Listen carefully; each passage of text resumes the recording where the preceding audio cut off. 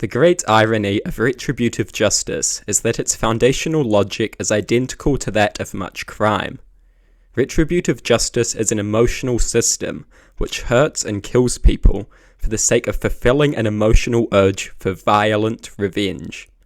The emotional urge for violent revenge over perceived wrongs is the same unjust motive of much of the real and potential crime that a justice system exists to deal with and prevent.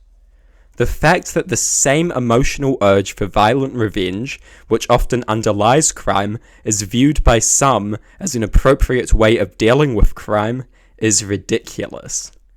Crime should not be governed by the same sadistic and violent urges that so often cause the worst kinds of crime. This makes the justice system morally identical to criminals, with the only difference being the fact that it is legally recognized and more well organized.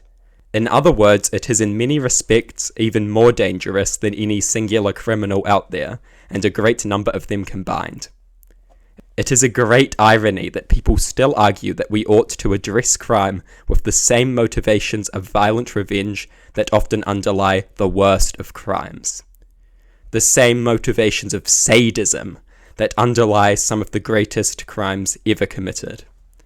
What we need is a rehabilitation-based justice system, not one based on revenge and sadism. A rational and moral justice system informed by a desire to help people and improve society. A justice system that can act as if it has the moral high ground without committing a laughable act of hypocrisy. Retribution is a joke of a system based on motivations of violent revenge and sadism. It is immoral, primitive, and dangerous. It needs to go, and it must be replaced by a rational, moral system that puts human well-being before sadistic emotional desires to perpetuate more suffering than reason could ever justify.